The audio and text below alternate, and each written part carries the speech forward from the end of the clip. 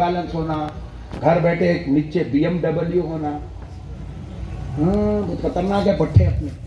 और बास तो इतने खतरनाक है, उनको ये भी ख्वाहिश नहीं, उसकी ख्वाहिश भी मुर्दा हो गई, खाली जर्दे होना, गुटके होना, जोरों को गालियां देना होना, बहनों से लड़ना, अम्मा से लड़ना, बाबा से लड़ना, इतनी ख्वाहिश मुर्दा हो गई। अरे पूरी जिंदगी में तू एक कार नहीं खरीद सका, क्या करा रे? अल्लाह की लानत है कार वालों पे। इतना खतरनाक है, इतना खतरनाक है, इतना बदमाश है ने, इसको दुनिया की भी ख्वाहिश नहीं है 1% भी। बस फी सबीलिल्लाह, फ्री ऑफ कॉस्ट पैदा हो गया, गॉड गिफ्ट। अम्मा बाबा मेहनत करे नहीं आ गया, खेलते कूदते, कभी यहाँ पेशाब कर लिया, कभी वहां मोशन कर लिया, कभी वहां उल्टी कर दिया, कभी वहां सो गया, वहां नाच लिया, वहां खेल लिया, वहां कूद लिया, अंगार मिला आ गया, जवान हो गया। जवानी में वो चबूतरे पे, कभी वो चबूतरे पे, कभी शहनाज के पीछे, कभी शबनम के पीछे, कभी मुल्तना के पीछे, कभी शन्नू के पीछे पड़ा, जवानी गुजार लिया। अम्मा बाबा पकड़े, बहुत लाठोर है पोट्टा बोल के पकड़ के शादी कर दिए, करते कि फिर उसके बाद अब्बू बन गया, लड्डू घर में पैदा हो गया। फिर उसके बाद जोरू को मारना, ससुराल से लड़ना, इनसे झगड़ना, उनसे झगड़ना, नक्शबंदी साबान ऐसा करके जवानी गुजार लिया। फिर उसके बाद एक दिन बुढ़ा हो गया, कुर्सी डाल लिया, मस्जिद में बैठ गया, नमाज में सांस ऐसा चल रही इसकी, इमाम साहब परेशान, अब मरता की जब मरता की, पाशा क्या हो रहा है? इन्हें भी कुछ ना कुछ करते रहता, इसको भी खामोश बैठना होता नहीं। अब उसके बाद फिर उसके बाद एक दिन इजराइल आते, बोलते बहुत खतरनाक है, तू पैदा हुए जब से उम्मत के लिए अजाब बने हुआ, चल मेरे साथ बोल के लेके जाते। लेग गए तो उस दिन 2-4 बच्चे रोते, लेके जाके दफन करते, मस्जिद में लाके जनाजे नमाज पढ़ाते। नक्शबंदी साहब बोलते, साहेब आप पढ़ाओ, मैं पढ़ा दिया। पढ़ाए बाद पूछा कई को पैदा हुआ, बोले आई डोंट नो। जवान कई को हुआ, बोले मुझे नहीं मालूम। शादी कई को करा, बोले मैं कहाँ करा, मैं तो आशिकी कर रहा था, अम्मा पकड़ के शादी करा दी।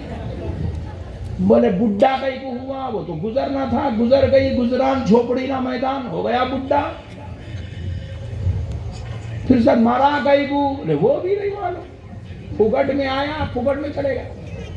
कई को आया नहीं मालूम, कई को जा रहा नहीं मालूम, कई को पैदा करा ये धरती पे बोझ नहीं मालूम। गलती हो गई, अल्लाह रहम करे। मुसलमान को मकसद हयात नहीं मालूम, कई को पैदा हुआ मुसलमान नहीं हुआ, ना अल्लाह की इबादत, ना यौम आशुरा से मुसलमान का कोई ताल्लुक है। अब इतने लोग बैठे हुए, बुरा नहीं मानना, आज का इतना मुकद्दस दिन गुजरा, पट्टे रोजा थे ही नहीं है। चिच्चा को बोलो जी जाओ, तुम दीवाने बातें कर रहे हैं, हैदराबाद से बुलाए तुम्हारे।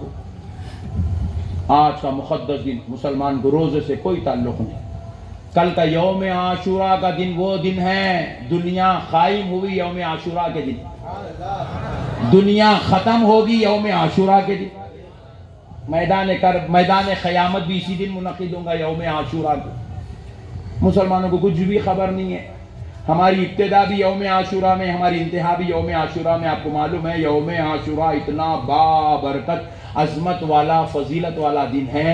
अगर कोई आदमी इस दिन खाली यौम आशुरा की दुआ पढ़ लेता, रोज़ा रखना, कुरान पढ़ना, तिलावत करना, जिक्र करना तो दूर की बात, आज जो मगरिब गई वो मगरिब से लेके कल आने वाली मगरिब तक ये 24 घंटे इतने मुक़द्दस व बाबरकत हैं कि अगर इस दिन एक मर्तबा कोई बंदा यौम आशुरा की दुआ पढ़ लेता है, आइंदा यौम आशुरा आने से पहले उसको मौत नहीं आती, मौत नहीं आती, मौत। अल्लाहु अकबर।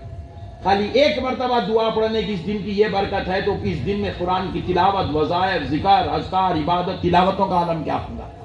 हमारा मुसलमान इस दिन खाली जो है नाचना, खेलना, कूदना, वो रिकॉर्डिंग लगा ली, देखो पट्टे अब लाइट आउट लगा लेके मेरे पट्टे बैठ गए पूरे बैतुल के, पूरे पट्टे अब थूम, पूरी याली दूल्हा बोल के रात भर नाचता, फजर को जाके सो जाता, खलास हो गया इसका। ये है यौम आशुरा बनानी। میرے پیارو، دین کو سمجھو، مسلمان بنو مسلمان. خالی عبد الرحمن رکھ لینا، عبد الجلیل، عبد الرحیم، کریم، محمد غوث، غلام پاشا، غرم سید، نہیں، اس کا نام مسلمانیت نہیں ہے. مسلمانوں، مسلمان بنو مسلمان. پیارے دوستو سنو، کربلا میں اللہ نے امام حسین کو کیوں شہادت کے لیے مقرر کیا؟ کیونکہ اللہ جانتا تھا اب دین تو آ گیا، دین مکمل ہو گیا. ایک دور آئے گا، صحابہ کا سلسلہ ختم ہو جائے گا، ازواج مطہرات کا سلسلہ ختم ہوگا. اب وہ لوگ آئیں گے جن کی ملاقات نہ صحابہ سے ہوئی ہوگی، نہ اہل بیت سے ہوئی ہوگی، نہ رسول اللہ سے ہوئی ہوگی. اب وہ لوگ آئیں گے جو نہ قرآن اترتے ہوئے دیکھیں گے، نہ جبریل کا آنا دیکھیں گے، نہ نبی کا پڑھنا دیکھیں گے، نہ نبی کی نماز کو دیکھے ہوں گے، نہ نبی کا تقویٰ دیکھے ہوں گے. اب وہ آئیں گے جن کے سامنے دین بالکل ایک غیب بن جائے گا. ان کو بس ماننا ہوگا، یہ دیکھیں گے کچھ نہیں، یہ غیب پر ایمان لائیں گے. تو اب اللہ نے چاہا کہ اس سے پہلے ایک معرکہ ایسا ہو تاکہ جس میں حق اور باطل کو الگ کر دیا جائے، تاکہ بتا دیا جائے حق حسین کے ساتھ ہے، باطل یزید کے ساتھ ہے. بے شک بے شک، سبحان اللہ. بتلا دیا جائے حق والے ایسے ہوتے ہیں اور باطل والے ایسے ہوتے ہیں. اگرچہ کہ سن لو، معرکہ کرب و بلا کا کیا مقصد تھا، کیا واقعہ تھا، کیوں اس کے اندر کیا حکمت تھی. سنو مسلمانوں، پہلی حکمت تھی اللہ بتانا چاہتا تھا، اے قیامت تک آنے والے مسلمانوں سن لو، تمہیں حق کے لیے کھڑا ہونا پڑے گا. جیسے آج کربلا میں میرے نبی کا بیٹا حسین کھڑا ہو رہا ہے، حق کے لیے کھڑے رہنا. سبحان اللہ، یہ کربلا کا پہلی حکمت ہے، تمہیں حق کے لیے کھڑا ہونا پڑے گا. پھر دوسری بات سن لو، اگر حق کے پاس تلوار ہو، نیزے ہو، خنجر ہو، تیر ہو، پھالے ہو، حکومت ہو، سلطنت ہو، رہنے دو، تم حق کے لیے کھڑے ہو جاؤ. اللہ تمہارے ساتھ ہے، رسول تمہارے ساتھ ہے، اللہ کی مدد تمہارے ساتھ. حق کے لیے کھڑے ہو جاؤ، حق کے لیے کھڑے ہو جاؤ. دیکھو اللہ امام حسین کے ساتھ ہے، اسی لیے امام حسین تو شہید ہوئے مگر جیت حسین کی ہوئی، جیت حق کی ہوئی. جام شہادت پی کے حسین نے حق کو بچا لیا، اور یزید بچ کے بھی یزید حق کو ڈبا نہیں سکا. یزید اپنی عیاشی کو غالب نہیں کر سکا، یزید اپنی شرارتوں کو غالب نہیں کر سکا، یزید اپنی ضلالتوں کو غالب نہیں کر سکا. حسین کا غلبہ آج بھی ہے، یزید میدان کربلا میں مٹ گیا ہے. تیسری حکمت سنو، کہا سنو، اگر حق کو بچانے کے لیے تمہارے گھر بار چھین لیے جائے تو بھی صبر کرو، تمہارے لیے پانی بند کر دیا جائے تب بھی صبر کرو، تمہارے لیے کھانا بند ہو جائے تب بھی صبر کرو، تمہارے عزیز تمہارے لیے دروازہ بند کر دے تب بھی صبر کرو. اور حق کے لیے صبر کرنا، حق کے لیے قربانی تمہیں قیامت تک آنے والوں مسلمانوں دیکھ لو، تمہارے لیے حسین کو آئیڈیل بنایا جا رہا ہے. امام حسین جب کربلا میں شہید ہوئے ظہر کی نماز کے بعد، تو امام حسین کی شہادت کے وقت امام حسین 2.5 دن کے روزے دار تھے. کتنے دن کے؟ زور سے بولو. 2.5 روزے نہیں، 2.5 دن کے روزے دار تھے، رات بھی روزے میں دن بھی روزے میں. امام حسین کو نہ سحری کو پانی ملا، نہ افطاری کو پانی ملا، کھجور اور کھانا تو دور کی بات ہے، پانی کا خطرہ نہیں ملا. امام حسین 8 محرم سے روزہ ہیں، 9 محرم بھی روزہ ہیں، 10 محرم کی ظہر میں امام حسین کی شہادت واقع ہو رہی ہے. 2.5 دن کے روزے دار ہیں. اس کے اندر چوتھی حکمت یہ تھی، رب نے کہا اگر حق کو بچانے کے لیے جوان بیٹوں کو قربان کرنا پڑے تو قربان کر دو، اپنے بچپن کے بچوں کو بچپنے میں قربان کرنا پڑے تو قربان کر دو، جوانیوں میں قربان کرنا پڑے تو قربان کر دو، اپنی گھر کی عورتوں کو بے سر و ساما ہونا پڑے تو ہونے دو، مگر حق سے کبھی پیچھے نہیں ہٹنا، حق کا دامن پکڑ کے رہنا. میدان کربلا ہمیں یہ پیغام دے رہا ہے، لوگوں قیامت تک آنے والوں لوگوں، دین ایسے بچایا جاتا ہے، اسلام ایسے بچایا جاتا ہے، قرآن ایسے بچایا جاتا ہے۔ اللہ اکبر کبیرہ۔ امام حسین کا سر اقدس نیزے پر ہے، ملعون ملعون ملعون شمر لعین، میرے آقا سرکار امام حسین کے سر اقدس کو نیزے پر رکھ کر لے جا رہا ہے، ایسے اوپر اٹھایا ہوا ہے تاکہ سب لوگ دیکھ لیں کہ ہم نے حسین کو شہید کر دیا۔ نعوذ باللہ، اللہ کی لعنت ان کتوں پر۔ انہوں نے نیزوں پر سر اٹھائے، آگے آگے چل رہے ہیں، اور ایک طرف قرآن پڑھنے والا اپنے گھر میں بیٹھ کر قرآن کی تلاوت کر رہا ہے۔ روایات میں آتا ہے سورہ مریم کی تلاوت کر رہا تھا، اور تلاوت کرتے کرتے قرآن کی آیت تو غلط پڑھ رہا تھا، تو نیزے سے امام حسین کا سر اقدس پلٹ کر اس قاری قرآن کو اس کی غلطی پر متنبہ کر رہا ہے، کہہ رہا ہے اے شخص وہ آیت ایسے نہیں، ایسے پڑھا جائے۔ نعرہ تکبیر، نعرہ رسالت، حق حسین، حق حسین۔ اللہ اکبر کبیرہ۔ حسین شہادت کے بعد بھی اعلان کر رہے ہیں ہماری شہادت اسی لیے تو مقرر ہوئی ہے تاکہ قرآن کی حفاظت ہو جائے۔ اللہ اکبر کبیرہ۔ پھر دوسری بات سن لو دوستو، امام حسین کے ذریعے اللہ تعالیٰ قیامت تک آنے والے انسانوں کو یہ پیغام دے رہا ہے، یہ پیغام کربلا ہے کہ لوگوں اگر باطل ہزاروں کی تعداد میں ہو، کتنے؟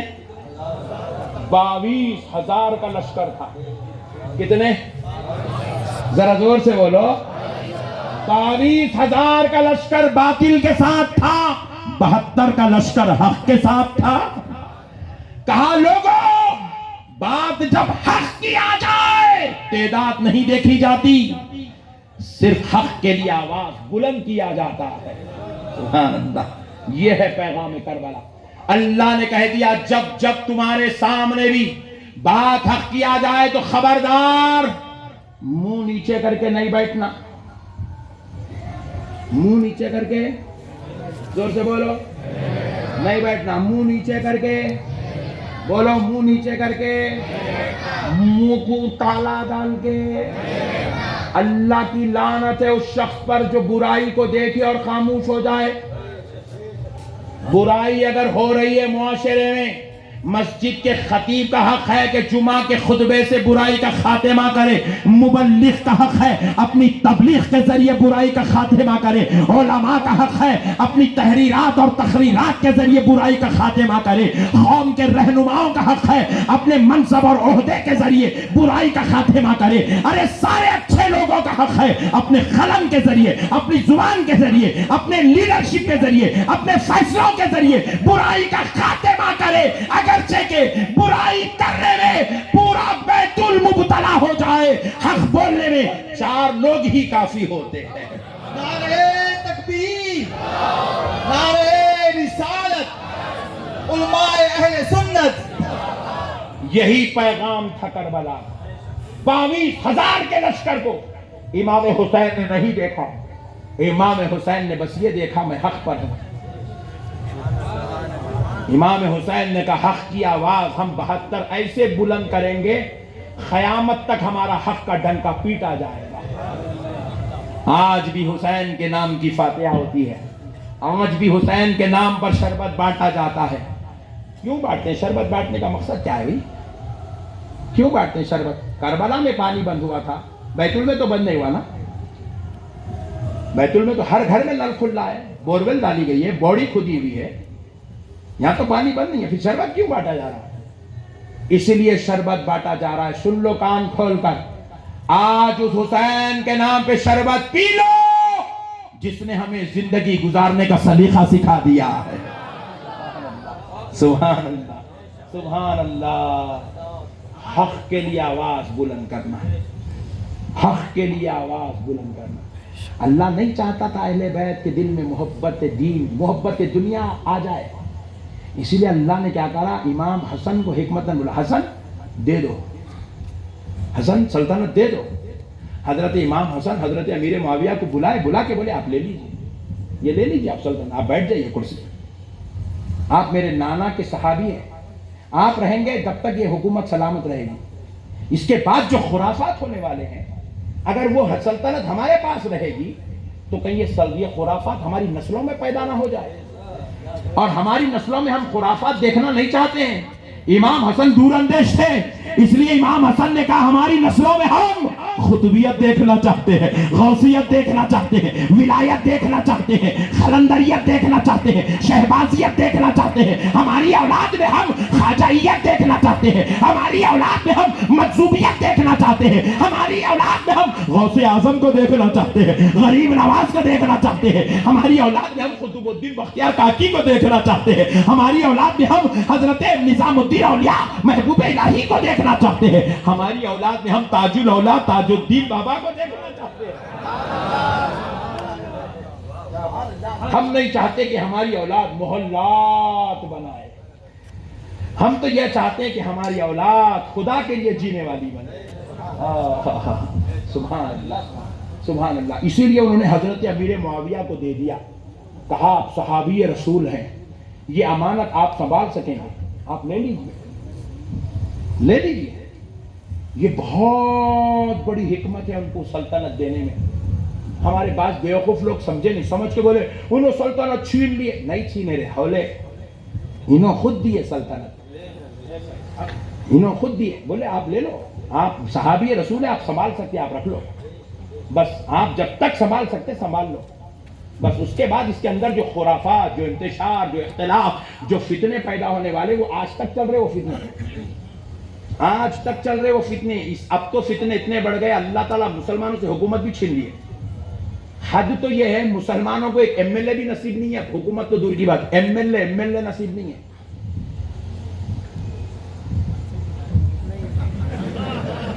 کھول کے دیکھو تو یہاں تھر مالر اندر، صحیح بول رہا ہوں غلط بول رہا ہوں؟ ایم ایل اے بھی نصیب نہیں ہے، حکومت تو دور کی بات، چیف منسٹر ملنا تو دور کی بات، ایم ایل اے نصیب نہیں ہے مسلمانوں کو۔ یہ علاقے کا نام کیا ہے؟ یہ نہیں، آزاد محلہ۔ کونسلر کون ہے یہاں کا؟ کونسلر کون ہے؟ نہیں وہ چھوٹا جو ہوتا ہے علاقے کا، کیا نام؟ اللہ کا شکر ہے مسلمان ہے، نہیں تو یہ بھی نصیب نہیں ہے مسلمانوں کو، یہ بھی نصیب نہیں ہے۔ کئی علاقے ایسے ہیں کونسلر کہتے ہیں ہمارے پاس اس کو، بعض علاقوں میں سرپنچ کہتے ہیں، آپ کے پاس خیر کچھ کہتے ہیں پارشد کہتے ہیں، تو وہ بھی بیچارہ رام بابو لوگمت۔ اتنی بری حالت ہو گئی مسلمانوں کی، کیونکہ دنیا دلوں میں بس گئی۔ اللہ نہیں چاہتا تھا یہ دنیا کی محبت اہل بیت کے دل میں داخل ہو، اس لیے اللہ نے کہا حسن اے میرے نبی کے نواسے حکومت دے دو، جب تک یہ صحابیت کا دور رہے گا یہ سنبھل کے رہے گی، اس کے بعد اس میں بگاڑ پیدا ہونے والی ہے۔ جب یہ بگاڑ پیدا ہوگی تو میں نہیں چاہتا کہ یہ بگاڑ کا اثر خاندان نبوت پہ ہو۔ سبحان اللہ سبحان اللہ، کیا حفاظت ہے دیکھو۔ اسی لیے میں آج خطبے میں کیا پڑھا، انما یرید اللہ لیذہب عنکم الرجس اہل البیت واہل البیت ویطہرکم تطہیرا۔ سبحان اللہ، اللہ نے کہا ہم نے تمہیں ہر میل و کچیل سے پاک کر دیا ہے۔ خاندان نبوت کو ہم نے ہر میل اور کچیل سے، ان کے جسموں میں میل ہے نہ ان کے دلوں میں میل ہے، نہ ان کے خون میں میل ہے نہ ان کے خیالوں میں میل ہے، نہ ان کی نگاہوں میں میل ہے نہ ان کے جسم میں میل ہے، وہ ایسے پاک ہے۔ اعلیٰ حضرت فرماتے ہیں تیری نسل پاک میں ہے بچہ بچہ نور کا، تو ہے عین نور، تیرا سب گھرانہ نور کا۔ نعرہ تکبیر، نعرہ رسالت، مسلک اعلیٰ حضرت، نعرہ تکبیر، نعرہ سبحان اللہ، سارا خاندان نور کا ہے. ہائے ہائے سبحان اللہ. وہ اہل بیت پاک ہے، پاک اہل بیت پاک. پاک بولے تو معلوم ہے جو پاک ہوتا، اللہ نے ان کو ہر میل و کچیل سے پاک کر دیا. وہ پاکی ایسی چلی ایسی چلی ایسی چلی ایسی پاکی ایسی نورانیت چلی. 400 سال کے بعد بغداد میں اسی پاک خاندان کا ایک بیٹا پیدا ہوا، اس کو غوث پاک کہا جاتا ہے. سبحان اللہ. پھر وہ حسنی خاندان سے پیدا ہوئے، اب حسینی خاندان سے، حسینی خون سے ایسی پاکی ایسی پاکی ایسی پاکی ایسی پاکی چلی. اجمیر میں ایک بیٹا میرے حسین کا خواجہ پاک کے نام سے جانا جاتا ہے. ایسے پاک لوگ پیدا ہوئے. ادھر غوث پاک ہے مولا حسن کی اولاد سے، ادھر خواجہ پاک ہے معین پاک ہے امام حسین کی اولاد سے ہے. یہ پاک لوگ ہیں. اللہ نہیں چاہتا تھا ان کے دلوں میں دنیا آ جائے، اس لیے کہا حسین حسن دے دو.